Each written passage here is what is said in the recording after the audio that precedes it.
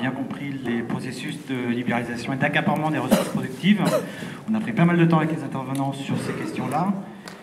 Et quand on les a questionnés sur donc, les leviers d'action pour stopper ce processus d'accaparement, c'est là que ça devenait, alors je ne vais pas dire déprimant, mais du coup beaucoup plus compliqué.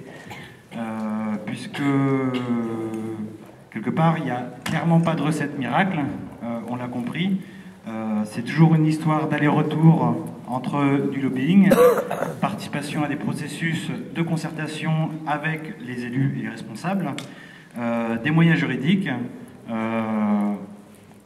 où il faut croire encore à un état de droit, donc c'est toujours des tentatives, et des moyens d'action qui sont plus de l'ordre de l'information et de la formation.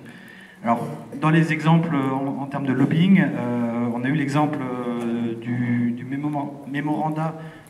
mémorandum agricole qui a été mis en place au Mali et qui a eu donc une longue étape un processus de concertation qui était plutôt intéressant avec une implication des citoyens et surtout des organisations paysannes et qui a débouché en 2005, si je ne me trompe pas, sur l'intégration du concept de souveraineté alimentaire dans la constitution malienne. Alors, le processus était extrêmement intéressant, mais finalement, ça a été un peu la même pantalonnade que le Grenelle de l'environnement, sauf qu'il y a eu l'intégration dans les textes, mais 2 ans, 3 ans après, le gouvernement, c'est pas parce que, Ibrahim nous rappelait le fait que c'est pas parce qu'on a des textes fantastiques, que la loi est fantastique, que les conséquences politiques, elles sont importantes. Et le même gouvernement a créé les conditions favorables d'accaparement des terres et d'expropriation des paysans à grande échelle.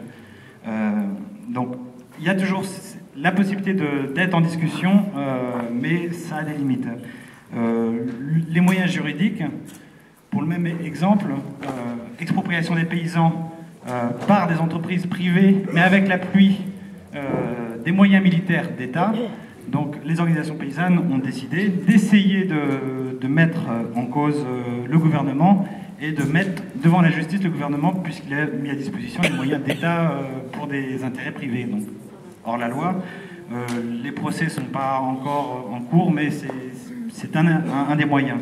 En France, le cas du procès récent de Cocopelli a été évoqué et clairement il était évoqué que c'est un moyen qui peut être intéressant pour mettre en évidence des absurdités. Mais voilà, il faut croire en l'état de droit pour pouvoir être dans le combat juridique. Et puis, donc les moyens d'action qui sont de l'ordre de la communication, de la formation et de l'information, c'est finalement ce qu'on fait le plus en Europe. Cela marche ou pas, et on reconnaissait globalement dans l'atelier que il est très difficile de débattre si personne ne souhaite le débat. Quand il n'y a pas d'interlocuteur et quand il n'y a pas de divergence. Et finalement, on a une grande difficulté à sortir, à rencontrer, ça a été évoqué dans les synthèses des autres ateliers, les paysans ne se sentent pas forcément concernés par le débat OGM, certains, et on débat beaucoup entre nous, donc Ibrahim nous évoquait le fait qu'on est des élites éclairées, à nous de faire en sorte qu'on puisse informer aussi des gens qui ne sont pas conscients de ces thématiques. Alors comment les rencontrer? Ça a été, il y a une expérience qui a été évoquée, qui est celle de la création des jurys populaires donc, au Mali, qui a été initiée notamment avec BD, mais par la CNOP. Ça nécessite d'accepter et d'assumer une véritable prise de risque, puisque c'est dire, ok, on laisse l'organisation d'un tel débat par des organisations impartiales, complètement impartiales, il faut les trouver, il faut qu'elles existent, hein, et on assume, on accepte de se mettre exactement au même niveau que des tenants de l'agro-industrie et des tenants des OGM. Le processus était assez long. Il se fait qu'au Mali, c'était une expérience qui était plutôt victorieuse puisque le jury populaire a soutenu les paysans qui refusaient les OGM.